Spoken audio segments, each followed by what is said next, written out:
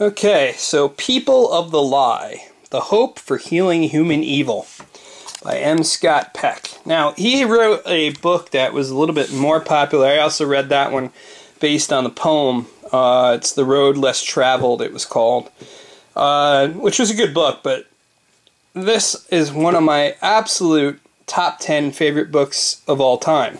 It's written from a Christian point of view by a psychologist who brings up the possibility of treating evil as a psychological disorder and whether it's possible.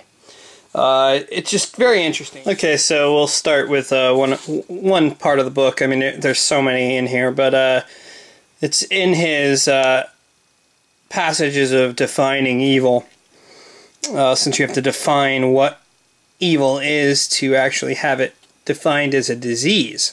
So anyway, he goes to say the evil deny the suffering of their guilt, the painful awareness of their sin, inadequacy, and imperfection by casting their pain onto others through projection and scapegoating.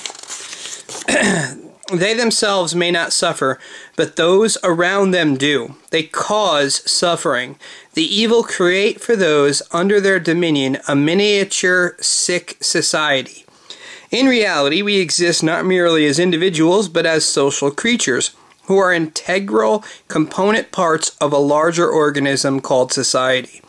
Even if we were to insist upon suffering in the definition of illness, it is neither necessary nor wise to conceive of illness solely in terms of the individual. It may be that the parents described were not themselves suffering, but their families were, and the symptoms of family disorder, depression, suicide, failing grades, and theft were attribute to their leadership. In terms of systems theory, the suffering of the children was symptomatic not of their own sickness, but of that of their parents.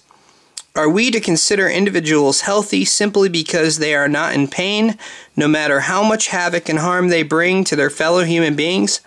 Finally, who is to say what the evil suffer? It is consistently true that the evil do not appear to suffer deeply, because they cannot admit to weakness or imperfection in themselves. They must appear this way. They must appear to themselves to be continually on top of things, continually in command. Their narcissism demands it. Yet we know that they are not truly on top of things. No matter how competent the parents describe thought themselves, we know that in fact they were incompetent in their parental role. Their appearance of competence was just that, an appearance, a pretense. Rather than being in command of themselves, it was their narcissism that was in command, always demanding, whipping them into maintaining the pretense of health and wholeness. And I saw this ahead of time. I was going to stop there, but this is great. I love this book. Anyway, I just saw this. Regardless of how well they attempt to appear calm and collected in their daily dealings, the evil live their lives in fear.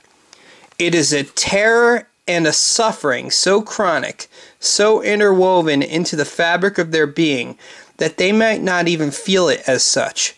And if they could, their omnipresent narcissism will prohibit them from ever acknowledging it.